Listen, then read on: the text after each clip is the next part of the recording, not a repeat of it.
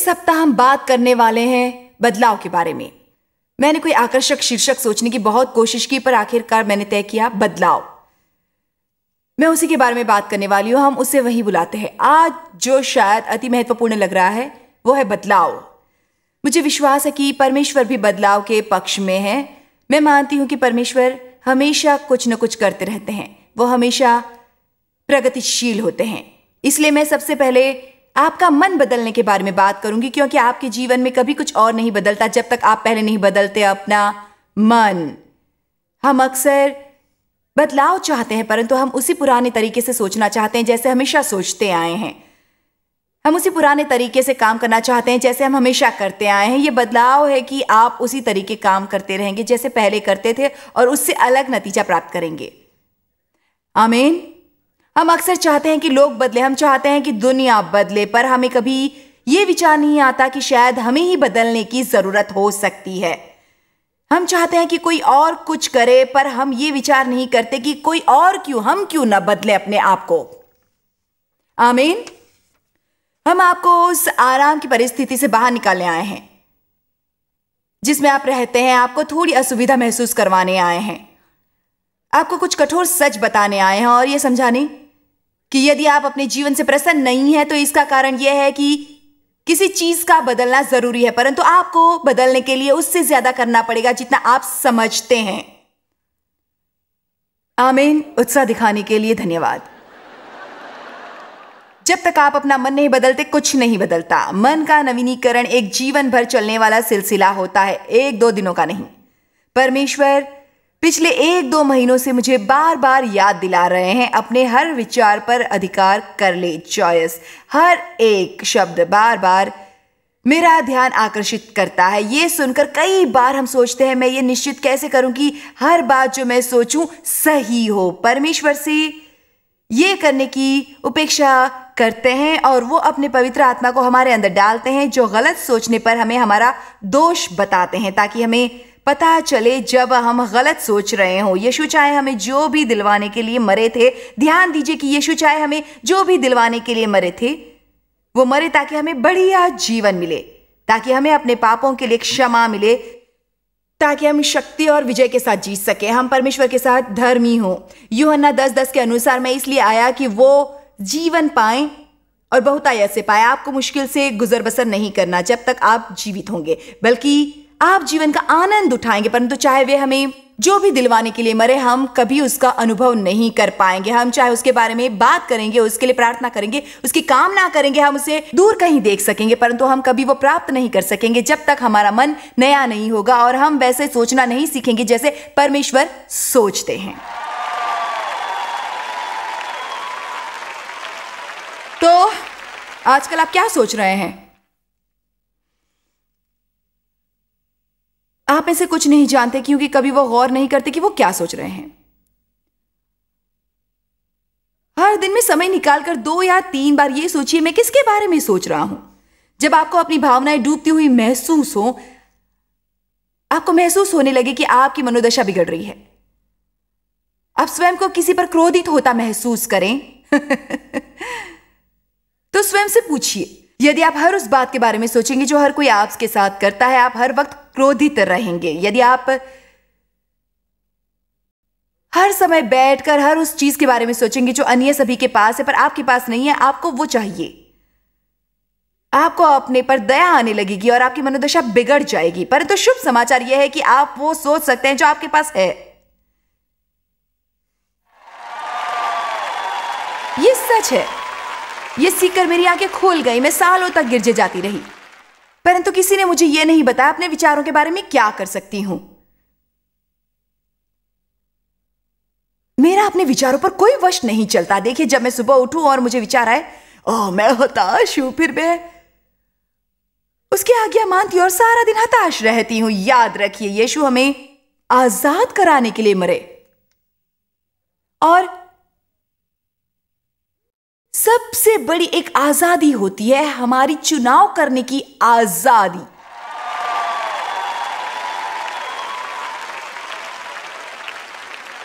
आपके मन को ऐसा कचरे का डिब्बा नहीं होना चाहिए जहां शैतान कूड़ा करकट फेंकता रहे। वो मार्ग नहीं होना चाहिए जिसके द्वारा वो बुरे काम करता रहे। 2 कुरिन्थियों 10:4-5 के अनुसार, क्योंकि हमारी लड़ाई के हथियार शारीरिक नहीं, हम गढ़ों को ढा देने के लिए परमेश्वर के द्वारा सामर्थी हैं। सो हम कल्पनाओं को और एक ऊंची बात को जो परमेश्वर की पहचान के विरोध में उठती है खंडन करते हैं, जिनमें विचार, कारण और सिद्धांत भी शामिल होते हैं। शैतान को हमारे साथ बहसबाजी करना पसंद है। इस वक्त भी जब मैं आपसे बात कर रही हूं और ये कह रही हूं कि आप अपने विचारों को अधिकार में कर सकते हैं, शैतान शायद आपके साथ बहस कर रहा होगा। आप बिल्कुल ऐसा नहीं कर सकते। आपका इस पर वश नहीं कि आप चिंता करते हैं, आपकी मां करती है, नानी करती थी, सो आप भी करें। यह बिल्कुल सच नहीं हुआ। हम अपने मनों का नवीनीकरण कर सकते हैं। रोमियो 12 की ओर चलिए। जब तक आपका मन न बदले कुछ नहीं बदलता। इच्छा करने से कुछ नहीं होता, आशा करने से कुछ नहीं होता। माना कि प्रार्थना शक्तिशाली होती है और हमें वो करनी चाहिए, परंतु हमें अपने मनों का नवीनीकरण करना चाहिए। मन का नवीनीकरण कैसे करें? इसकी मदद के द्वारा, परमेश्वर के वचन के द्वारा। यदि आप अध्ययन नहीं करेंगे तो विजयी मसीह होने की आशा मत कीजिए। आपको अध्ययन करना चाहिए। मैं ये मानती हूं कि पढ़ने और अध्ययन करने में अंतर होता है। कुछ लोग तो बिल्कुल भी नहीं पढ़ते, कुछ थोड़ा बहुत यहां आकर पढ़ लेते हैं या मुझे थोड़ा बहुत सुन लेते हैं या कोई टीवी पर देख लेते हैं, परंतु अध्ययन नहीं करते। अध्ययन करना जरूरी है। बाइबल के अनुसार अध्ययन करने से ही हमें संतोष होता है और हमें सीखने से बिल्कुल हिचकिचाना नहीं चाहिए। अध्ययन किए बगैर कोई डॉक्टर बनने की अपेक्षा नहीं करता। आप इसे कितने ऐसे डॉक्टर के पास जाएंगे यदि आपको पता होगा उन्होंने अध्ययन नहीं किया? कितने ऐसे दांतों के डॉक्टर के पास जाना चाहेंगे यदि आपको पता होगा उन्होंने अध्ययन नहीं किया? देखिए, यह सीधी सी बात है, ठीक? यदि आपको विजयी मसीह बनना है, यदि आपको जीवन रूपी पाठशाला में सफल होना है, तो आपको अध्ययन करना है। मैं सच कहती हूं, मैं उसके लिए परमेश्वर की कृतज्ञ हूं जो मैं जानती हूं, परंतु उसे सीखने में मुझे 32 साल लगे। मैं अभी भी हर दिन सीख रही हूं। हमें जीवन भर सीखते रहना चाहिए। वैसे परमेश्वर के वचन में एक विशेष बात होती है, वो अन्य शब्दों की तरह नहीं होता, उसमें शक्ति होती है। परमेश्वर का वचन शक्ति से भरा होता है, वो अभिषेक और शक्ति से भरा होता है। यीशु एक वचनधारी शरीर है। यह परमेश्वर की इच्छा है, हम इसके द्वारा परमेश्वर से सुनते हैं। इससे हमें पता चलता है परमेश्वर हमसे क्या करवाना चाहते हैं। परंतु इससे एक बढ़िया बात है, मैं इसके लिए जादू शब्द नहीं इस्तेमाल करना चाहती, पर ऐसा होता है कि जब हम परमेश्वर के वचन का अध्ययन करने के लिए समर्पण करते हैं, हमारा रूपांतरण होने लगता है। यदि आप मेरे साथ समय गुजारेंगे और सुनेंगे, क्योंकि आप यहां बैठ सकते हैं और अन्य सभी के कपड़े निहार सकते हैं और ये सोच सकते हैं कि आप सभा के बाद क्या खाएंगे। यह मुमकिन है कि आप कुछ समझ नहीं रहे हो। आप इस पूरे शहर की सैर करते हैं, ऐसे किसी बात पर भी ध्यान दीजिए, बगैर जो मैं कोई अजूबा नहीं कि शैतान हमारी ध्यान लगाने की शक्ति को चुराने की भरसक कोशिश करता है। आपको पता है आजकल किसी चीज पर भी कुछ सेकंड से ज्यादा ध्यान लगाना कितना कठिन होता है। मुझे सचमुच विश्वास है कि यह एक जाल है। ये एक जाल है दुश्मन का। हम पर बहुत सी चीजें हमला कर रही होती है। ऐसा होता है, यह अच्छी बात नहीं है। मेरे विचार से हमारे बच्चे जो आपका सारा समय वीडियो गेम खेलते हैं, गुजारते हैं, उन्हें उससे ज्यादा समस्याएं होंगी जितनी हमें हैं। बच्चों को सोचना सिखाइए। उन्हें सब कुछ कंप्यूटर से प्राप्त मत करने दीजिए और ना ही किसी अन्य मशीन से प्राप्त करने दीजिए। मैं ये नहीं कह रही कि आधुनिक तकनीक का इस्तेमाल मत कीजिए, बल्कि ये कि आपको रक्षा करनी चाहिए परमेश्वर द्वारा दी ध्यान लगाने की शक्ति की। ध्यान लगाने का अर्थ होता है बार बार अपने मन में घुमाना, सोचना, मुंह से बोलना, अध्ययन करना, विचार करना। बाइबल के अनुसार यदि आप परमेश्वर के वचन पर ध्यान लगाएंगे तो वो आपको पूरी तरह बदल देंगे। आमीन। पूरी तरह से आमीन। मुझसे यह मत कहिएगा कि आपको ध्यान लगाना नहीं आता, क्योंकि आप वही करते हैं जब चिंता करते हैं। हमें से कईयों को दिन भर अपनी समस्याओं के बारे में सोचने में कोई समस्या नहीं होती। हम उनके बारे में सोचते हैं, बोलते हैं, सोचते हैं, बोलते हैं, बोलते हैं, सोचते हैं, सोचते हैं, बोलते हैं, बोलते हैं, सोचते हैं, परंतु जहां परमेश्वर के वचन की बात आती है हम कहते हैं भाई मैं ये नहीं कर सकता।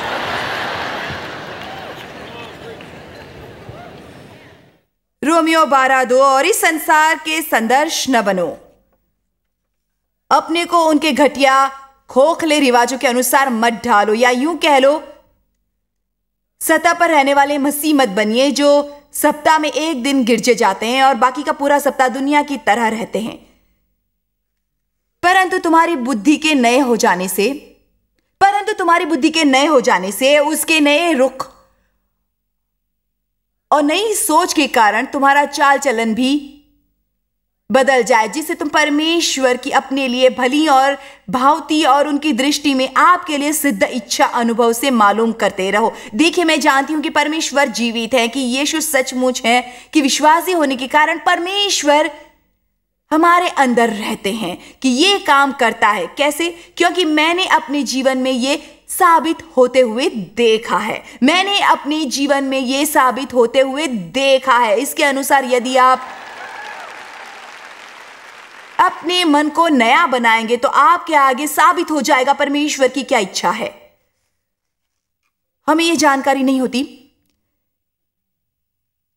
कि हमारी सोच में कितनी गड़बड़ी है जब तक हम परमेश्वर के वचन का अध्ययन करना आरंभ नहीं करते और सीखते हैं कि हमें कैसे सोचना चाहिए उसकी तुलना में जैसे हम सोचते हैं। आपको अपने बारे में सही तरीके से सोचना चाहिए।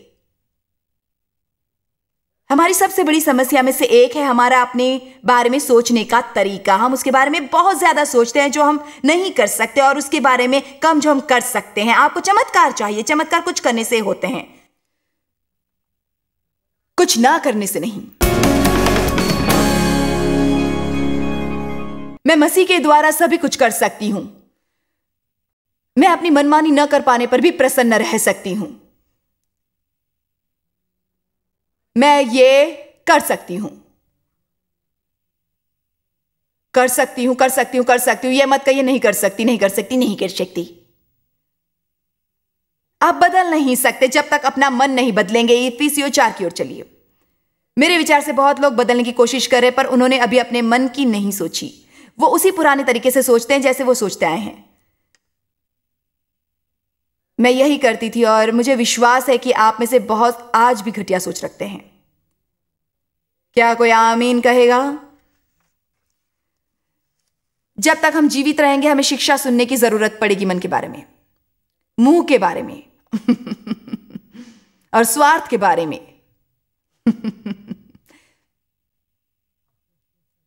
इफिसियों 4:22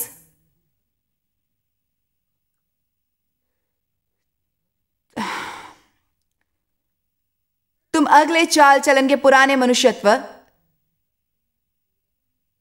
अपनी नई ना हुई शख्सियत को उतार कर त्याग डालो जो भरमाने वाली अभिलाषाओं के अनुसार भ्रष्ट होता जाता है, और अपने मन के आत्मिक स्वभाव में यह कोई एक बार करने वाला काम नहीं है। आप एक सप्ताह सभा में आकर यह सब नहीं सीख सकते। नए बनते जाओ, नया आत्मिक व मानसिक रुख बनाइए। अच्छा होगा यदि हम कहेंगे कि हमें हर दिन अपने मन और रुख को नया बनाने की जरूरत है। कितने ऐसे कुछ लोगों को जानते हैं जिन्हें अपने रुख में बदलाव लाने की जरूरत है? कितने सचमुच स्वीकार करेंगे कि उन्हें इसकी जरूरत है? उन्हें रुख में बदलाव लाना है। ठीक है, आइए देखें और हमारे ऐसा करने पर क्या होता है। कोशिश करके देखिए ऐसा करने पर क्या होता है। आयत 24 और नए मनुष्यत्व को पहन लो। देखिए, जब मैंने इस पर गौर किया तो मैंने इससे कुछ सीखा। आयत 22 हमें उसी पुराने तरीके से व्यवहार करना बंद करना है जो कर रही है, जैसे हम करते आए हैं, और आयत 24 के अनुसार हमें वैसे व्यवहार करना आरंभ करना है जैसे परमेश्वर चाहते हैं। और वो करने का तरीका है लगातार अपने मन के स्वभाव में नए बनते जाना। इसलिए मान लीजिए कि मैं यहां हूं पर मेरी वहां जाने की इच्छा है। वहां पहुंचने का एक तरीका है और वो है यहां से गुजर कर। यदि मैं ऐसी मसीह हूं जो ऐसा व्यवहार करना चाहती हूं जैसे मसीह चाहते हैं कि मैं करूं, परंतु फिर भी मैं उसी पुराने तरीके से व्यवहार करती हूं जैसे मुझे पता है मुझे नहीं करना चाहिए, तब मैं एक ही तरीके से बदल सकती हूं, जो है हर दिन परमेश्वर के वचन के अनुसार अपने मन और रूह का नवीनीकरण करके। परमेश्वर हमारी घटिया सोच से प्रसन्न नहीं होते। याद रखिए कि वो हर बात जानते हैं जो हम सोचते हैं। हर एक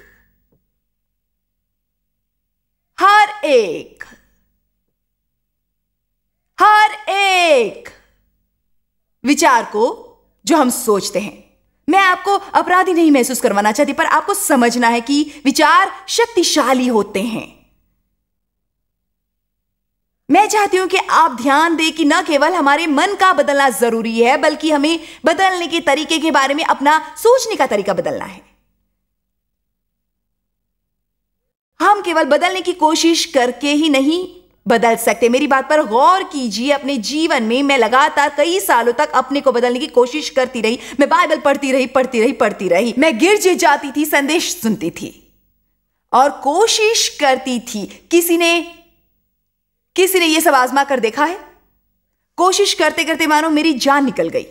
तब मैं परमेश्वर को बताती मैं कितनी कोशिश कर रही थी। मैं सोचती उन्हें शायद मुझ पर दया आएगी, पर इसने काम नहीं किया। उसके बाद मैं नाटक करने लगी थी। मैं परमेश्वर हिम्मत हार गई। हम इसके साथ बदलते हैं। हम कुछ सच सुनते हैं, हमें दोष पता चलता है। बाइबल के अनुसार परमेश्वर का वचन एक दर्पण के समान है। जब आप इसमें देखते हैं तो आपको पता चलता है आपको कैसे होना चाहिए। मुझे वचन की तुलना दर्पण से करना पसंद है। देखिए, मेरे चेहरे पर गंदगी लगी हो सकती है, परंतु यदि मैं दर्पण नहीं देखूंगी तो मैं उसके बारे में बेखबर हो सकती हूं। मैं बुरे हाल में थी, परंतु मुझे उसके बारे में तब तक पता नहीं चला जब तक मैंने परमेश्वर के वचन रूपी दर्पण में देखना आरंभ नहीं किया। मैं समझती थी अन्य सभी को समझाएं, ये नहीं जानती थी कि मुझे समस्या थी। आज यहां आए लोगों में से कुछ शायद सोचते हैं कि उनके पति या पत्नी उनकी समस्या है, या गरीबी उनकी समस्या है, या दुनिया उनकी समस्या है। यदि उनका घर बढ़िया होगा तो वो प्रसन्न होंगे। नहीं, मुझे नहीं पता था उसमें दर्पण है। ना समझ मत बनिए। तो पहला काम है यह समझना कि जो आप कर रहे हैं वो गलत है। पश्चाताप कीजिए,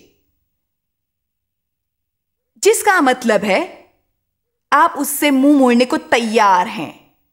आपको उसके लिए अफसोस है और आप उससे मुंह मोड़ने को तैयार हैं। सच्चा पश्चाताप सिर्फ यह कहना नहीं कि माफ कीजिए, बल्कि यह कि आपको पछतावा है और आप उनसे दूर जाने के लिए तैयार हैं। इसके बाद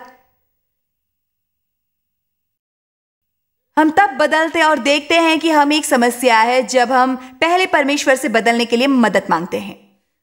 परमेश्वर के सिवाय हम नहीं बदल सकते। उसके बाद हम उस पक्ष में वचन का अध्ययन करते हैं जिसमें हमें बदलने की जरूरत है। यदि हमारा रुख बुरा हो, फिर समृद्धि के बारे में अध्ययन करने से हमारा रुख नहीं सुधरने वाला।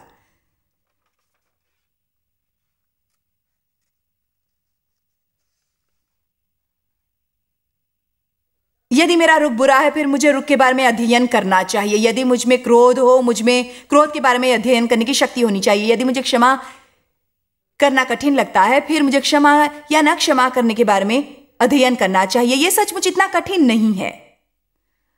सर दर्द होने पर उस पर बैंडेड नहीं लगाया करते।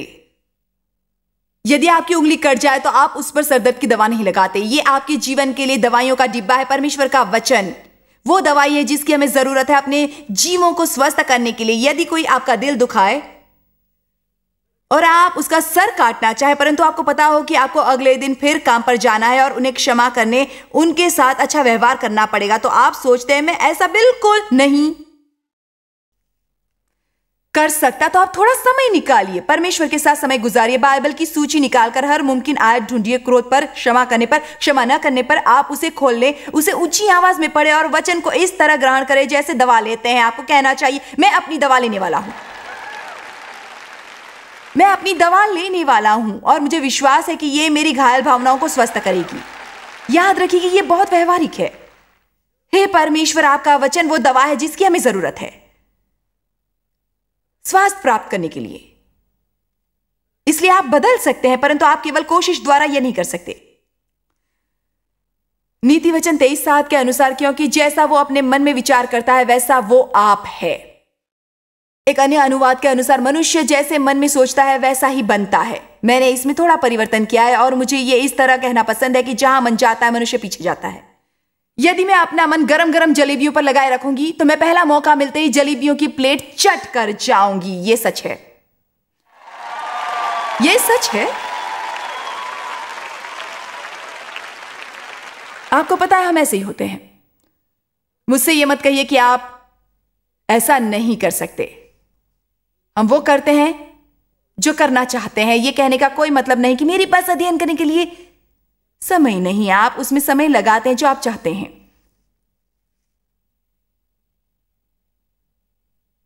हमें मानना चाहिए कि परमेश्वर के अलावा हर चीज परिवर्तनशील होती है। अपने बच्चों की ओर देखकर ये मत कहिए कि तुम कभी नहीं बदलोगे।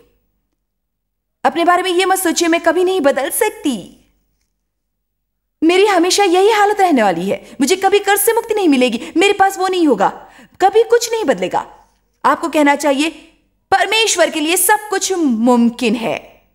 ऐसा कुछ नहीं है जिसे परमेश्वर नहीं बदल सकते। केवल इतना ही नहीं, वो उससे कहीं ज्यादा कर सकते हैं जितना आप सोचते हैं। परमेश्वर इस काबिल है कि उससे बहुत बढ़ चढ़कर कर सकते हैं। बड़ी चीजें मांगिए, हिम्मत के साथ प्रार्थना कीजिए। बाइबल में लिखा है कि परमेश्वर इस काबिल है कि उससे बहुत ज्यादा और भरपूर कर सकते हैं जितना कि हम उनकी शक्ति के अनुसार आशा, मांग या विचार कर सकते हैं। बहुत सी छोटी छोटी चीजें मांगकर ये मत कहिए कि कभी कुछ बदलने वाला नहीं है। आप हिम्मत करके बड़ी चीजें मांगिए और कहिए परमेश्वर के लिए सभी कुछ मुमकिन है। ऐसी कोई चीज नहीं जो परमेश्वर के हाथ में आकर बदलती नहीं।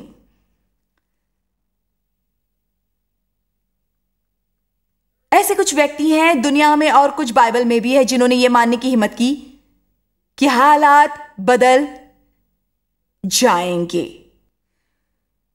नेहमाया एक ऐसा व्यक्ति था। मैं चाहती हूं आप उसके बारे में पढ़ें। चलो चले नेहमाया अध्याय 1-2-4 की ओर। हम ये वचन लगाने वाले हैं ऊपर स्क्रीन पर लगाएंगे।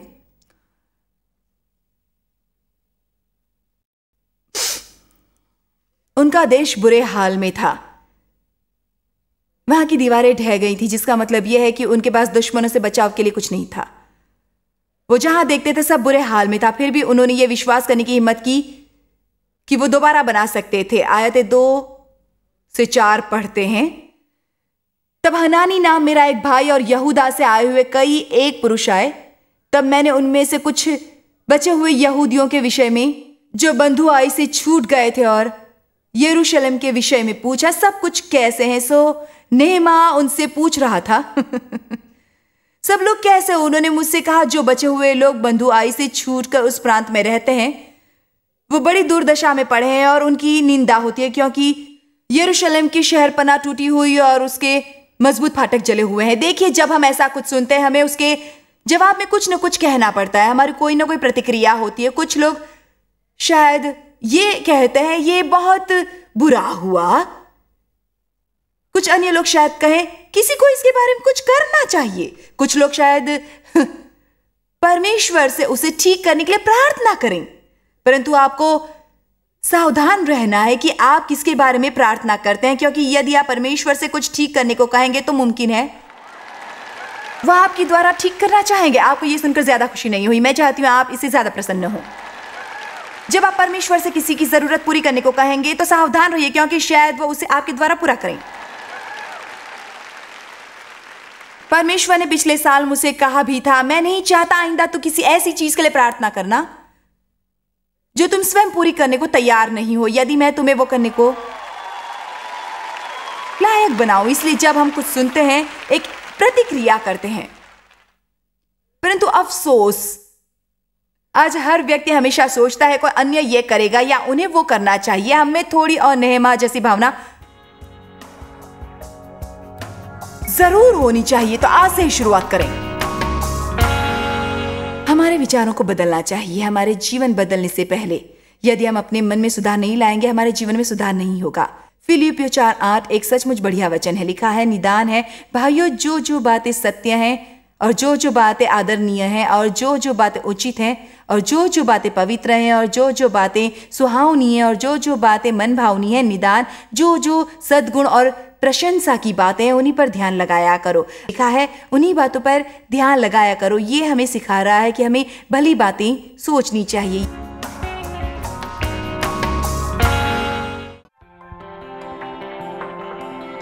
जॉय स्माइल मिनिस्ट्रीज में आप हमारे लिए कितने अहम हैं, इसका आपको अंदाजा नहीं। हम आपके आभारी हैं और हम धन्यवाद करते हैं अपने सब मित्रों और सहयोगियों का कि उन्होंने इस विश्वव्यापी सेवकाई को संभव बनाया। मिलकर हम भूखों को खिला रहे हैं, गरीबों को पहना रहे हैं और कई देशों में सुसमाचार पहुंचा रहे हैं। कृपया हमसे संपर्क करें या विजिट करें jmmindia.org पर। आज ही अपनी प्रार्थना के अनुरोध बताने के लिए, हमारे साधनों के बारे में और जानकारी और जॉयस की सभाओं का शेड्यूल जानने के लिए और हमारे सहयोगी बन जाएं दुनिया भर में मसीह का प्रेम बांटने के लिए।